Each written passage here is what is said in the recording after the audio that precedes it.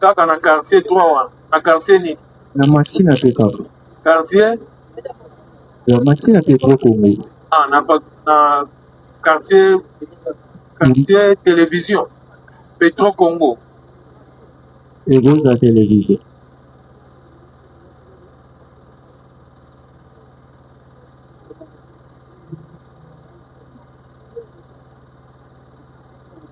Ozalaki kouta wapi na R1 29? Nautaki garage nakomi na ndako koko na biso ndatindaki mafondele bakisi.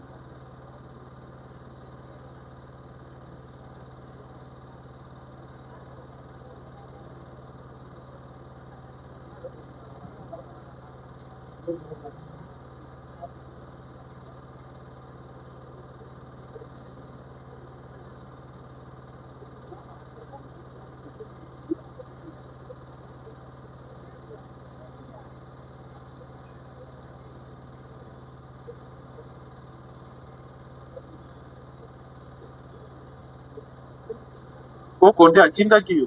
Oui. Ok. Sikoyo na nsima nango? Nsima nango ntongo nauti osomba bakisi nde nakutana na la police bakangi ngai. Okutana na la police na niveau nini? Nauti ya pharmacie naozonga ndako. Oui. Sur avenue Fina après te avenue après tokomi avenue na biso.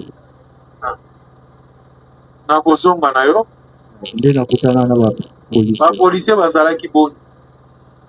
Me bazalaki ebele tellement na kontane na nga mpe te bamisu bazala liboso bamisu bana nsima na kipaa te. Alors ntango bapolisier bakangi yo bayebisaki yo ntina nini bakangi yo te? Bayebisi nga belo te natuni bango problème lelo tokóma na bureau esili. Bureau oyo bamemaki oyo ezalaki bureau nini? Ezalaki la police mo eza na juste mpe kaka na Petro Congo na bonzaki mbangu.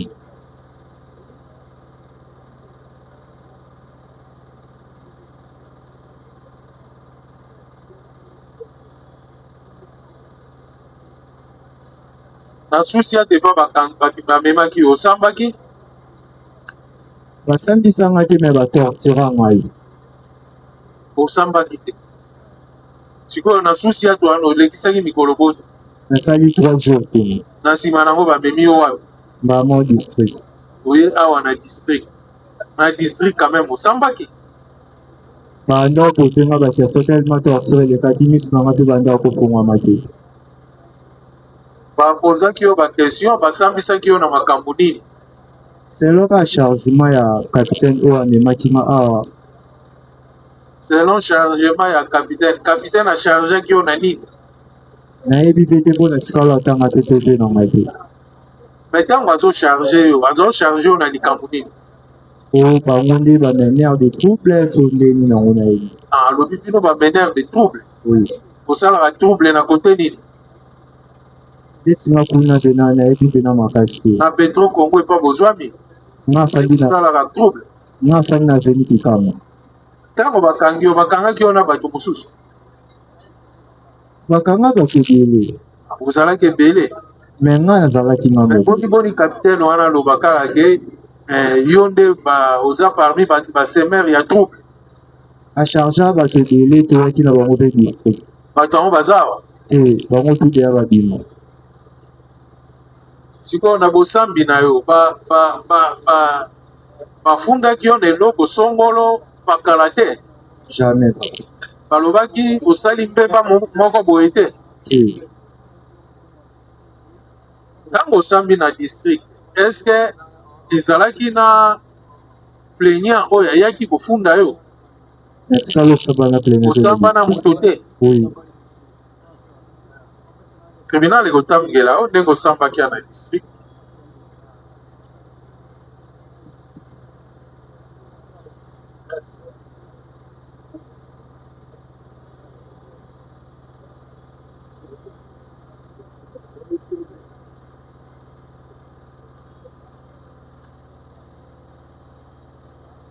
Nana ndenge osambaki basi esambo ndekomona yo?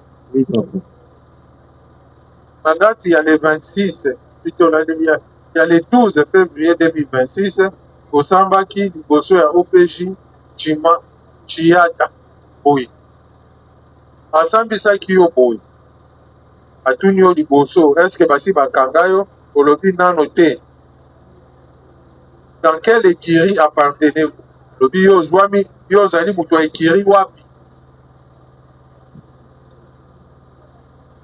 réponse na yo lobi okini oza na écurie moko te atuni yo lisusu à qui appartient la machette portée par vous olandi atuni yo machette oza nango na maboko ezali ya nani yo répondre ye les policiers ont suivi un incivique qui avait la machette et il a jeté la machette juste à mon passage et les policiers m'ont arrêté et ils m'ont fait porter la machette lobi bapolisier balingaki kokanga incivique moko azalaki na machette e incivique wana abwakaki machette ntango yo ozoleka nde bapolisier bakangi yo na machette wana quand atuni esalamaki ntango nini lobi hier à 22h sur les coins de Fina lobi esalamaki bongo lobi ezalaki na ba 22h na coin ya Fina batuni yo lisusu kotuna qui détenait la machette réponse na yo lobi mon camarade Nathan atuni yo nani asimbaki machette yango awa sikoyo opesi réponse olobi te eza camarade nanga Nathan nde moto azalaki na machette appartenez-vous dans quelle écurie atuni yo yo oza moto ya écurie nini lobi écurie moko te azwami na écurie moko te connaissez-vous que les actes posés par vous d'extorquer pas avec la machette constituent une infraction de terrorisme lobi oui kama mosusu autre chose à dire kama mosusu ya koloba ezali lobi que la justice fasse son travail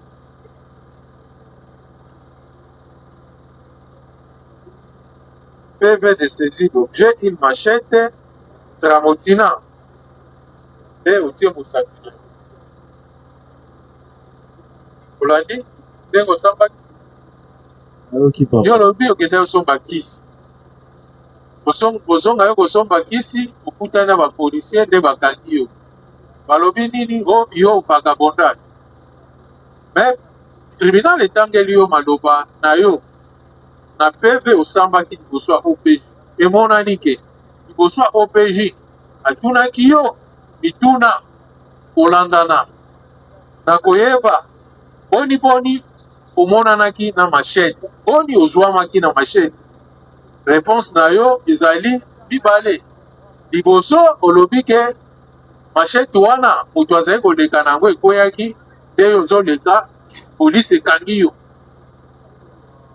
yo na machette wana OPJ azongeli kotuna yo motuna wana olobi te machette wana ezalaki ya moninga na yo Nathan nde nani Nathan nayebi te te me ntango bakotanga na sexe wana ye mpe azalaki yo oyebi Nathan te me machette ezalaki ya Nathan me machette ekomi na maboko na yo me tikali mpo koyeba mpe eloko wana te torture nde batorture ngai nde esalaki bakomela babiloko wana boni kasi yo osigne PV de saisie d'objet ya machette natikala osigne yango mpe ke nata signature nanga oui mais otie empreinte digitale nde eza signature oye te eza bongo me empreinte wana ezalaki na nsima torture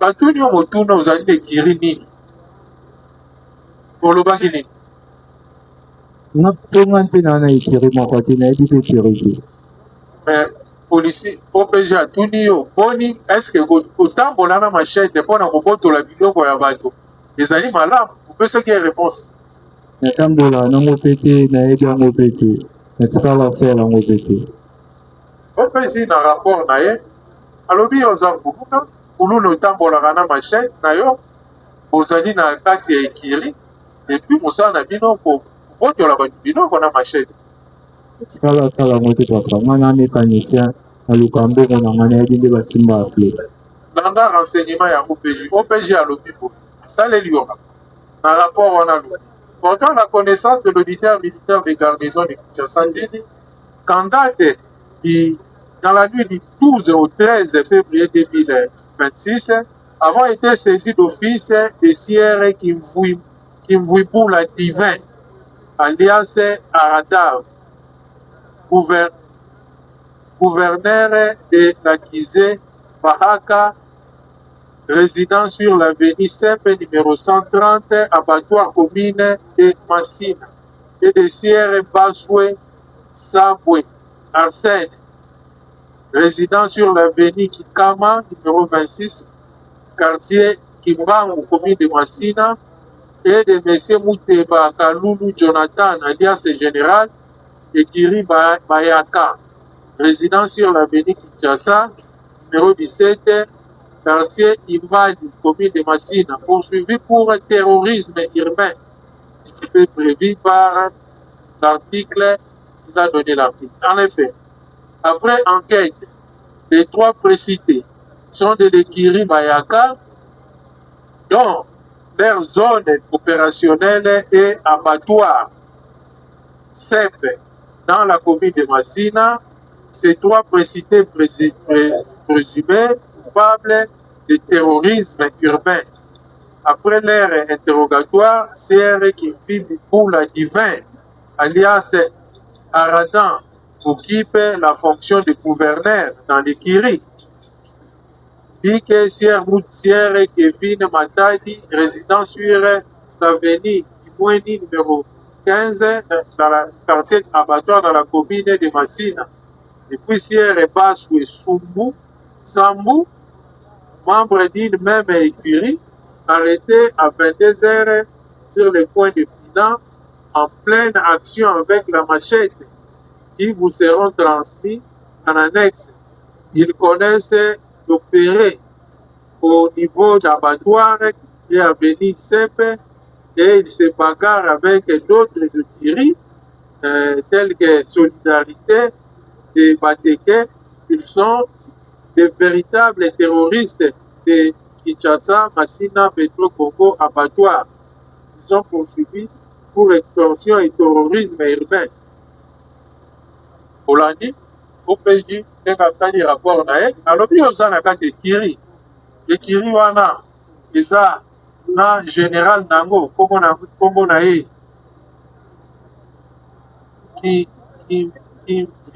Kimvibulu Divin alias Arna, ye wana nde gouverneur. Boza na mosusu kombo na ye Muteba, ye nde aza général ya ekiri wana. Yo ozali membre ya ekiri wana, okangami na ntango ozali koopere en pleine opération na machette ya kobotolaka bato biloko na ba heure ya 22 h bakafaki olobi nini wana bacharge maka ya pamba wana charge yo kaka pamba o arada oyo baolobela batika ayaka mpe a na district batika bango nyonso nga nde mpo makoki ezangaki yango nde oyebi aradan namoni ete kaka na siaki balobi aradan na rapport ya OPJ aza gouverneur ya ekiri na bino nga tikala yeba ete te namoni eka lejo bakanga ye nde bakotisaki wana nga bakangi ngai lendi bongo Muteba oyebi ye Jonathan nayebi ete te ye balobi aza général ya ekiri na bino. Yo sikoyo ekiri na bino oza na fonction nani ekiri moko te me boni bakangi yo na machette en pleine opération soka kobotola bato biloko na butu na 22 h papa nyo natikala asala eloko wana te nayebi te bakangi yo signe PPV ya machette papa ti batimisenga PV wana eza ya torture nga batika bakanganga na moto te nga bakanganga nga moko bato bakanga wana naya komona na bango a na district si mpe toke na bango te crime bango babimi nga tellement makoki ezalaki te nde bayaki ozongisa biso awa machette. Kasi machette oyo ezali na dossier awa euti wapi nayebi mpe makambo ya machette wana te nga oyo nayebi te oyo bakanganga mpo oyo basoda bazwanga ezaka mbongo na nga na telefone me baréponse oyo opesi na PV na yo awa euti wapi kasi baréponse olobi réponse à liboso machete ezali ya Nathan nde nani natikala oyeba ete te namona ete te ya mibale ezali machete ekweyaki ntango balizo kokanga yo mokolo nango akimaki mokolo nango wana nde nani nga batika bakanga nga na nini machete ntango bakomi na biso kuna nde na la polise pv oyo eza na kati ya dossier bakoseli natikala nga bakanga nga nini machete na bakanga nga na kisi bakisi na mbongo na nga na telefone esili ministère public. Merci, Monsieur le Président, de la parole accordée. Monsieur le Président, le prévenu qui est par devant votre guichet tribunal fait partie de l'écurie Bahaka. Ils ont été arrêtés, Monsieur le Président, au point du FINA sur abattoir. Comment c'était sur le lieu de commission de fait. La police les a trouvés en plein combat entre deux équipes. Voilà, Monsieur le Président, la police a mis la main sur ces derniers. Et aujourd'hui, il est par devant votre guichet tribunal répondre à ces actes, quand bien même qu'il nie les faits mis à sa charge. Malheureusement, dans ce PV, Monsieur le Président, il reconnaît d'avoir été arrêté avec une machette. Et de lui-même aussi, il a signé le PV des objets saisis. Voilà, Monsieur le Président. Ici, il semble, devant le guichet tribunal, ce dernier semble être instant. Alors, sur le terrain, Monsieur le Président, c'est un élément très dangereux à craindre, surtout lorsqu'il détient une machette, Monsieur le Président, vous ne pouvez même pas se mesurer à lui. Il devient directement votre grand frère. S'il faut le supplier, vous devriez vous mettre à genoux, répondre à tout le droit qu'il va vous demander. C'est ça, la réalité que le paisible citoyen le rencontre chaque jour dans notre beau pays. Voilà, Monsieur le Président, nous voilà aujourd'hui pour répondre aux actes que nous avons dit. Les conseils du prévenu.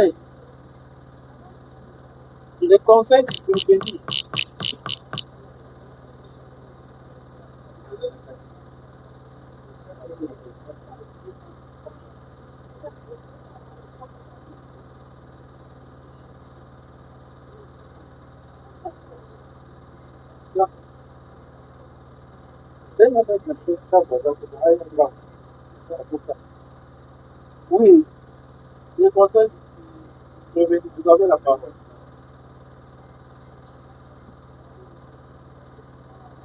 Monsieur le Président, votre honneur, vraiment j'ai été loin du tribunal. Je suis fatigué quand j'étais au devant de vous ici. On vous Je n'ai donne pas une suivi chaise. les faits. On vous donne une chaise. Oui, la chaise c'est bon. Entre-temps, qu'est-ce que vous dites pour défendre votre client? Votre client a été arrêté en plein risque avec des machettes, en pleine opération de Koulouna, dans une écurie avec ses amis Koulouna. Et la machette loge dans les dossiers et le prévenu a signé un PV de saisie d'objet quant à ça. Voilà sommairement résumé. Ce que j'allais dire, Monsieur le Président, je crois que mon client n'a pas reconnu tout cela. C'est le PV de l'OPJ. Mais c'est quelque chose qui est fabriqué des fois par le policier. Même nous qui sommes avocats, si nous arrivons sans don, dans les sociétés. On ne veut pas que nous puissions assister nos clients. Pour nous voir, nous sommes malvenus. Pour avocat, aller rester au parquet, aller rester à l'autorat. Ce n'est pas, vous n'êtes pas de Français ici. C'est comme si on fait pour fabriquer n'importe quel PV, comme ils fabriquent à tout moment, et donnant à ces gens les machettes, que vous avez commis ceci, cela, que ce soit collé à nos clients à tout moment. Le tribunal vous remercie. Prévenir passe okozonga na place na yo, tribunal akobengisa yo ntango akozala na yo lisusu posa. Maître Chako, le tribunal ya iji baproximité wana leta nde balanda bato mosusu bakimi ndenge bakangi ngai ezalaki wapi na date nini? ezalaki na veni bibwa na kimbasi Na date ezalaki lendi ya deuxième mois date bien lundi ya deuxième mois oui na maheure ezalaki na deuxième yo osalaka nini na vie? na mécanicien ozala mécanicien ya bamoto eto ya mituka.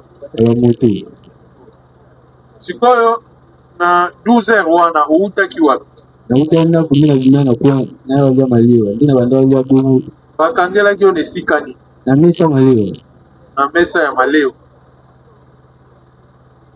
na aveni nini?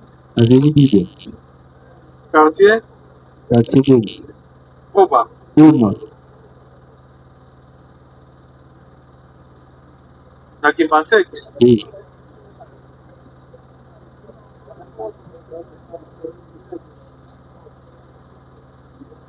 Banani bakangaki yo kasi mokolo wana?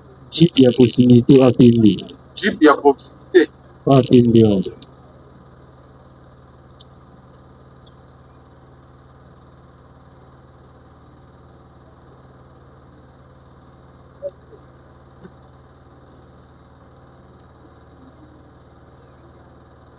Jeep ya proximité ekangi yo. Bakangaki yo moko kaka to bakangaki yo na baninga mosusu? bakanganga kangango Nde ememi yo wapi? joni nanga ti awa district Na district. Na district basambisaki yo. basambisa yango Osambaki na makambo. bon namoni yalo basambisa yango te banakunanga bakeste banapozinga bakeste Oui, mais bafundaki yo nini? Po mpenza alobaki mbeba nini osalaki yango nde bazolandela yo. bon aloba nanga mbeba nasala ete ayebisa yanga mpe leta banakunanga bakeste ndezala Question ya ndenge nini yatunaki? anakunaka kumba papa kumba mama emitunaka anatunanga Ai, yo tunaki ete bokangi ngai mpona nini? tenatunaki ete Sikoyo ye ayebisaki yo te ntina nini ya likambo bakangeli yo? ayebisinga mpe yo ete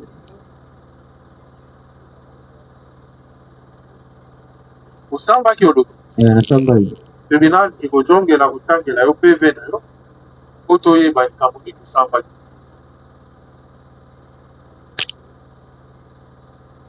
Le 16e jour du mois de février de l'an 2027, judiciaire. OPJ asambisi yo lolenge oyo. Atuni yo question ya liboso. Quels sont vos antécédents judiciaires connus? En prison à Makala, j'ai été libéré au mois de janvier 2026.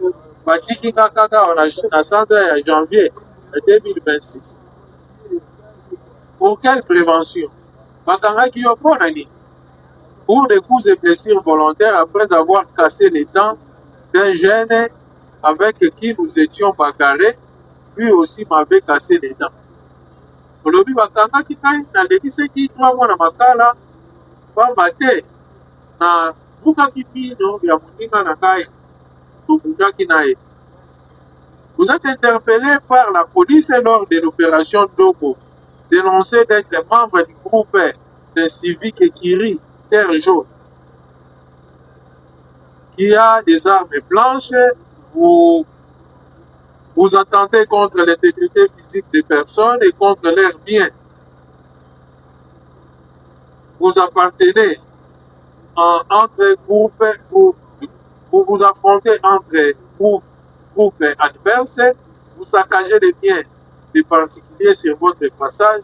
Savez-vous que ces actes constituent l'association des malfaiteurs et des terroristes urbains?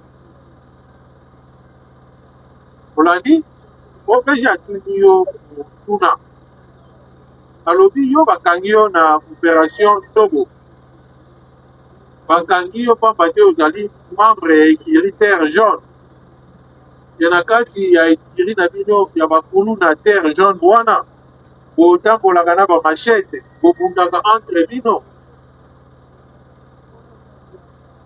bobotolaka population biloko na yango, bosakajaka babien ya population. Est-ce que oyebi ke wana ezali mbeba na mibeko, mbeba ya terrorisme mpe association de malfaiteurs? Réponse. Moi, depuis que je suis sorti de ce perga, j'ai renoncé à tous ces actes. Je ne suis plus d'aucune écurie. Lobité, quand il va na bima boloko na prison ya Makala, na tika na makambo wana nazalaka sous écurie moko te. Pourriez-vous nous dire quelle écurie vous étiez membre avant d'être incarcéré à Makala? Koyebisa biso écurie nini yo ozalaki na kati na yango avant okende prison ya Makala? Notre groupe de jeunes n'avait pas de nom. Lobi écurie na bino ezalaki na kombo te.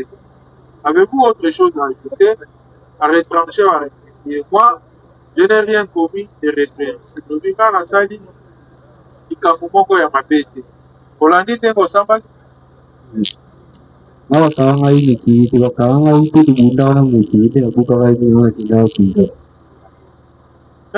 Boni na kosambisa basambisi yo na o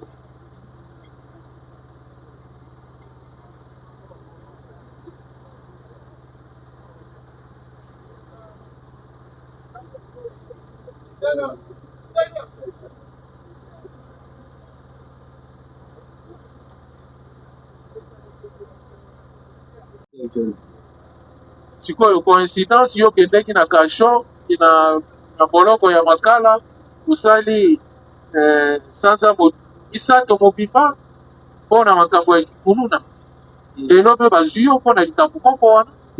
bakanga ngai na ndolia maliwa na misa ya otelema nde tika posibilité nakoyekani Na mbai bozali ya malewa, eske ozalaki yo moko mpona mobali esika wana? amomo mbali nazala ndolia maliwa ya otelema Balabala mobimba wana ezalaka kaka na mwana mobali moko yo? balabala yana ope na bato me moto andolia maliwa na misa Me boni na bato nyonso wana balabala ezalaka no bakangaki bango te, me baye kokanga kaka yo moko mpe balobi koza kuluna. bakanga eda bato misuku te babutaki ndenge baya kokutana na misa maliwa Ministère public.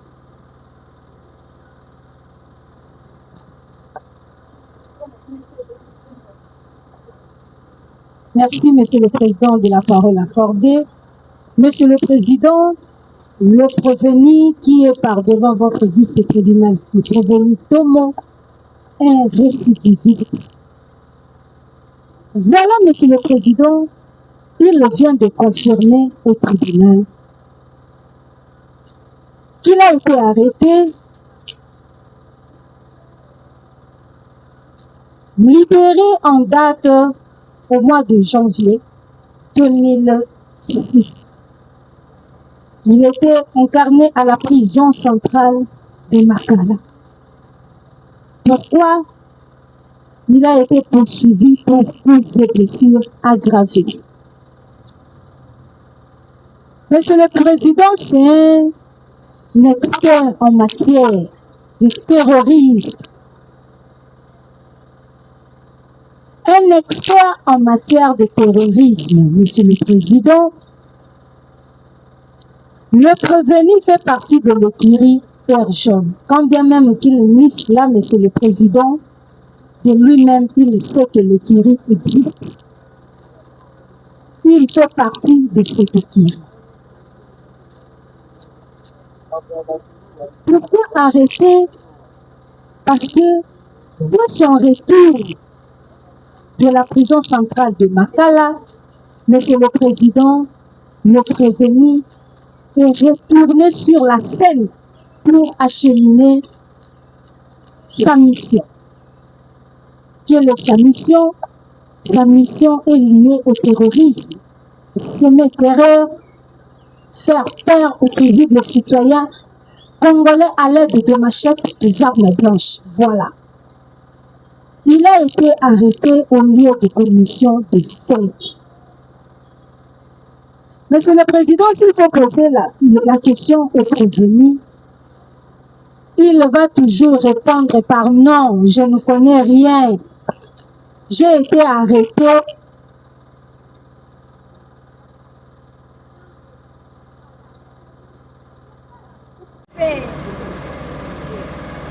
Tellement coaché, il maîtrise même la façon de répondre au tribunal. Il est là trop à l'aise comme une personne, alors que ce sont eux qui commettent des terreurs, Monsieur le Président, dans son quartier. Le voilà. Il est là devant votre vice-tribunal pour répondre aux actes. Monsieur le Président, nous n'avons pas de questions. Nous ne voulons pas faire traîner le tribunal à poser des questions à la personne qui va répondre par non. Je ne connais pas le motif de mon arrestation. Inutile de poser des questions, Monsieur le Président. Au moment opportun, nous allons le juger. Nous avons. Le tribunal vous remercie. La défense qui peut. Monsieur le Président.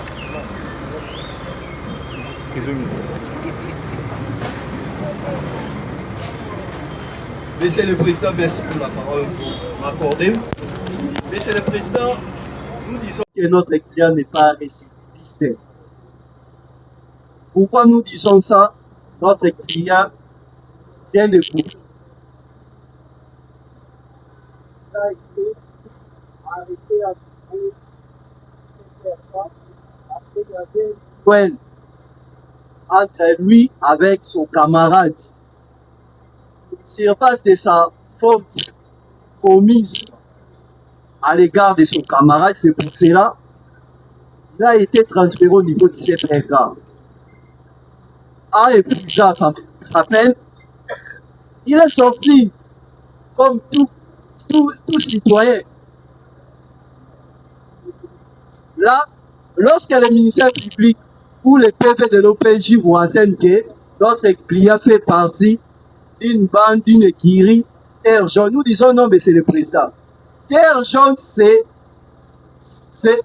une marché. Lorsque vous partez à Kimbantek ici, il y a une avenue là, on a construit des marchés, on appelle ça Terre Jaune. C'est là où même cette avenue que mon client habite, mais c'est le président. Ce n'est pas une écurie qui se nomme Terre Jaune, mais c'est le président. Et le PV de l'OPJ vous renseigne que mon client, il opère avec des machettes à travers sa bande. Nous disons non, c'est archi faux, mais c'est le président. Si réellement il y avait des machettes, mon client opérait avec des machettes, il devait avoir un PV de saisie d'objet, mais c'est le président. Alors que, même dans les dossiers, il n'existe même pas un PV de saisie. Maintenant, la question nous propose du simple public. C'est lui qui prétend être dit que mon client est récidiviste, il fait partie d'une bande qui opère avec des machettes, mais c'est le président. Quel est l'acte matériel que mon client avait posé qui constituerait l'infraction du terrorisme, monsieur le président? Si le ministère public peut nous répondre. Alors, vous avez la parole. Merci, Monsieur le Président. Nous voulons répondre à cette petite question. Premièrement, nous voulons dire ceci à la partie défense. Lorsque la partie défense nie que son client n'est pas un récidiviste, Monsieur le Président, c'est étonnant. C'est qui est un récidiviste? il a été condamné. Quand bien même, est-ce vrai, s'il faut poser des questions, est-ce que c'est vrai que ce dernier a bel et bien subi sa peine? Point d'interrogation. Mais du moins, il se retrouve en liberté. Et pourquoi nier qu'il n'est pas récidiviste? C'est un récidiviste condamné pour un autre fait, et aujourd'hui, le voilà encore pour un autre fait, monsieur le Président. Le comportement que ce Provoni est en train de poser, monsieur le Président, voilà. Il y a beaucoup de garçons qui circulent, qui n'ont jamais été arrêtés. S'il faut poser la question au Provoni dans son quartier, est-ce que la police a mis la main sur plusieurs, soit tous les jeunes garçons du quartier? La réponse sera non. Pourquoi? Parce qu'ils n'ont rien posé des actes de terrorisme. C'est nous qui avons posé des actes terroristes. S'il faut demander l'acte matériel, son comportement, il sème terreur avec son comportement, avec des armes blanches utilisées. Voilà, monsieur le Président, nous avons.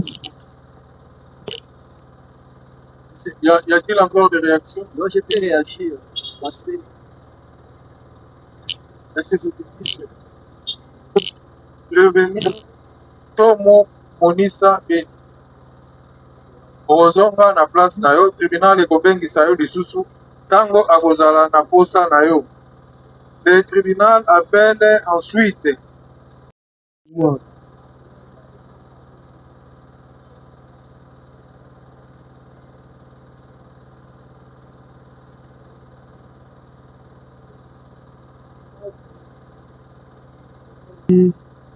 jour ya le 4 nota mosala kota lushe na déchichement kota kosala mosala le 4 ya kangani ya 2e mois oyo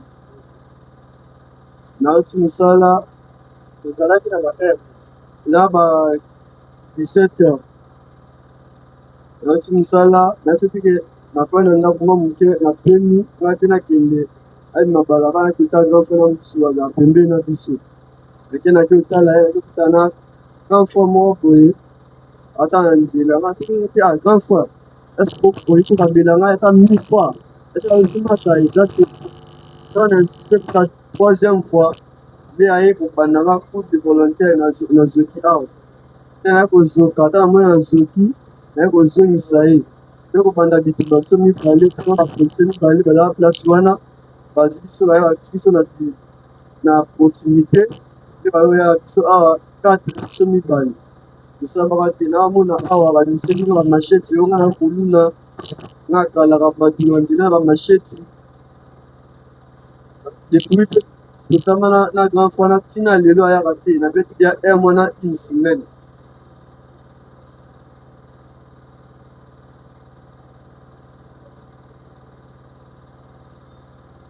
esili bon. esili bongo Yo lobi mosala nini osala? mosala sala déchichement ya kobonzela mapango kolama banzete bamapango bato basomba kota lushe 2 na lushe 1 na kota mi-maison Na commune nsele sikoyo olobi mokolo wana bakangaki yo ozali kouta mosala te nautaka dia mosala ya nakomi na ndako napemi ndambo te nalobi te napemi comme si napemi ndambo nakota grand fois na ngai nakota grand fois ndenge nakokutana grand fois na ngai quartier kaka grand fois quartier me toyebani te ezalaki esika wapi bakangelaki? eza toa quartier moko kaka na quartier meme quartier Quel quartier? esanga me mingimingi tobenga wayebi kombo tala ngai Tala ngai.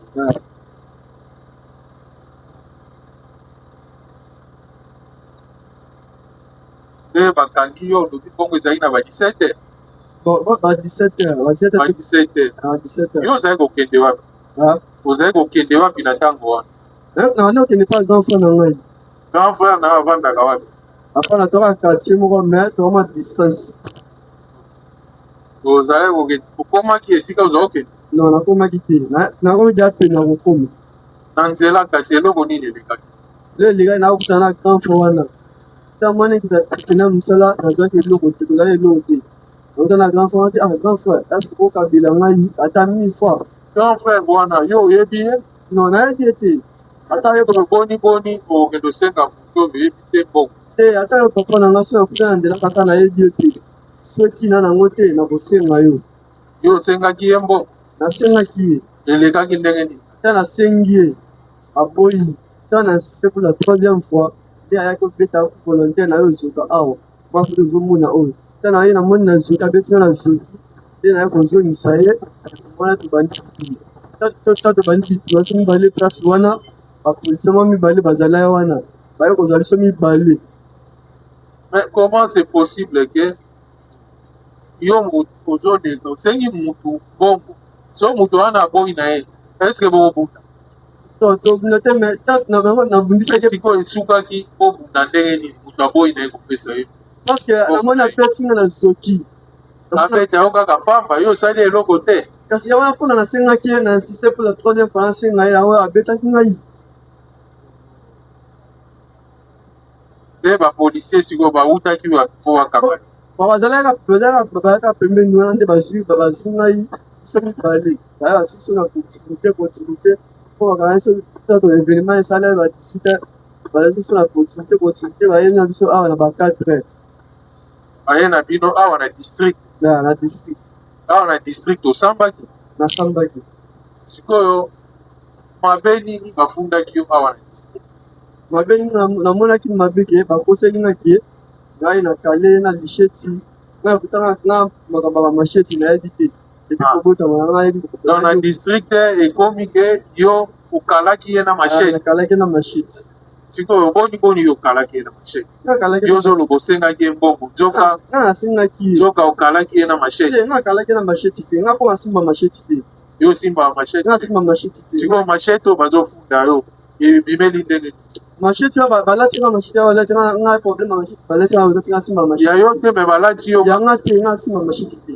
nga nakulunda simba masheti te osinyaki peve ya mashete wana peut-être opesa singa te sinye nini oyo nga sinye na ngai nayebi na mpe lote te sikoyo mashete oyo eza yo te sikoyo osinye ndenge masheti so eza yanga te nga so nayebi masheti eza yanga te opesa singa sinye na sinye songa nayeba nini nga premier fois na nasamba yango bajeune garçon nini batambolaka na mashete bajeune nini oyo bazotambolaka na mashete okai bango te parce nga makambo ya masheti natambola masheti te nadi kobotama na nga okokanga na nyonso na ngai yango nayebi ata kosamba te bajeune oyo batambola na mashete se bakuluna sikoyo yo ozotambola na mashete yo koza kuluna tenga atanga na masheti te papa oza kuluna ekiri wapi nga ya ekiri te papa nga tamba mosala mosala na bamikolo mosala nasalaka na shima nasala mosala bamikolo tolamuka ntongo toke mosala tozongaka ba 17h 16h sikoyo pamba kaka boye papa wana kolobake yo okale na mashete epui olingi kobotola ye eloko papa wana te nga tosamba te nga kale na masheti ata ye moso aye awa koyoka ye depa tosambanga ne awa mois yango na bisupele ayaka mpe lisusu te osambaki na ye awa tosambanga ne awa oyo olobi yo oyebi ete nayebi ete tekete etake kindeko na ngai me etake ebe ya quartier toyebani na biso en tant que vie ya quartier oyebi ye lelo ye nde bosambaki nawa na district ye nde moto afundi olingaata ye mashete te afunda ye nga te bapolisie nde ta bamoni so mibale tobunda te bapolisie baye bati biso mibale bati biso na continuité bazo misusu awa okoyoka ndenge osambaki na district tribunal ekotangela yo peve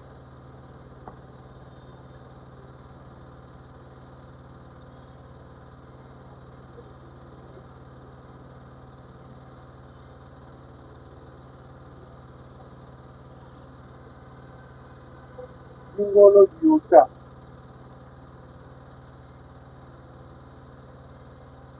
na date ya le 5 février opg asambisaki yo boye atuni yo soki osala deja boloko olobi nano te atuni yo savez-vous le motif de votre comparution oyebi ntina nini oza liboso na ye mokolo ya lelo lobi j'avais demandé de l'argent à un monsieur j'avais demandé de l'argent à un. Et puis, na senga qui motoko. Reconnaissez-vous avoir croisé avec monsieur Fabrice? Est-ce que vous allez reconnaître que beaucoup de temps na monsieur Fabrice? Oui, je reconnais, c'était vers 17h, 18h. Oui, nazoyeba, ezalaki na ba 18h. Reconnaissez-vous avoir attaqué monsieur Massini Fabrice? Oui, je le reconnais. Est-ce que vous avez attaqué qui na attaqué na ndenge ya réponse na yo nanda bazotangela mpe réponse na yo boye je reconnais. Oui, je reconnais. Reconnaissez-vous avoir dit à monsieur Massini de vous donner l'argent, sinon vous allez le tuer? Est-ce que vous avez baqué? Vous avez vu ça qui Massini a fait ça un bon, sinon tu es au Boumaï. Oui, j'avais demandé de l'argent à M. Fabrice, il a refusé. Je l'ai tenu par les tricots, il appela la population de le secourir et c'est ainsi que j'étais arrêté. Boy, na sekaki mbongo pa ya Massini, mais ye abengaki population, agangaki population mpo na kosalisa ye, mbongo nde bakangaki ngai.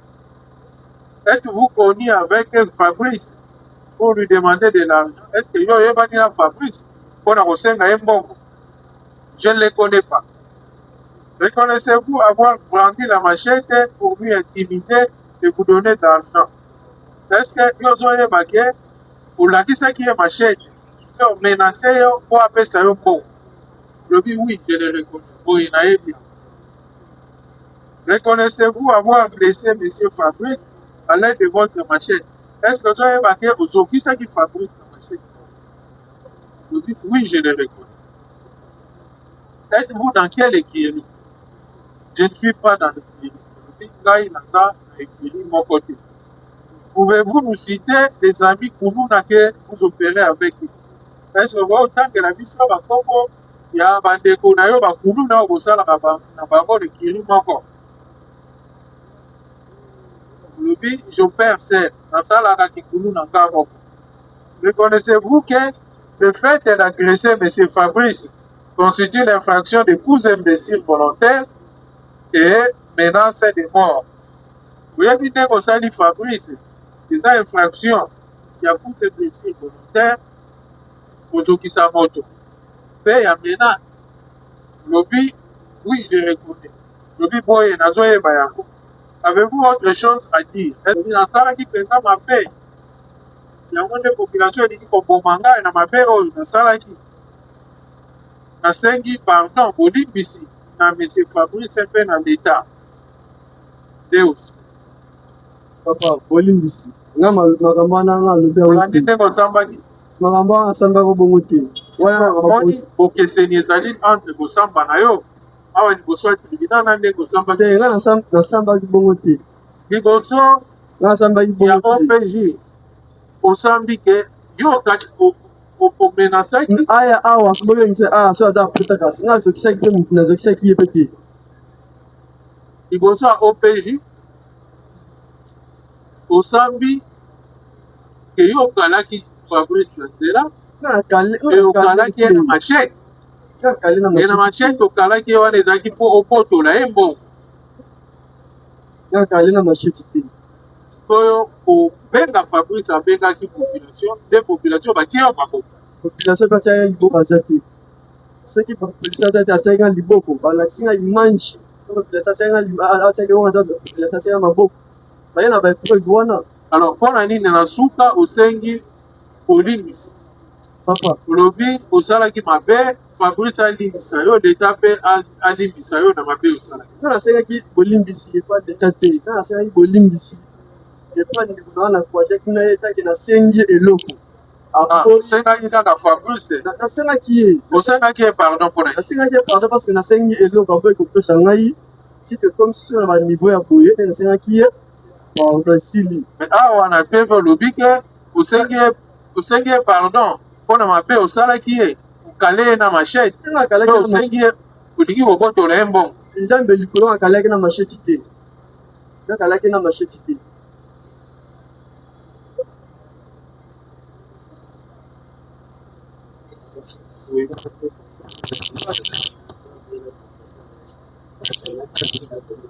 sikoyo machete oyo balakisaki yo wana eutaki wapi?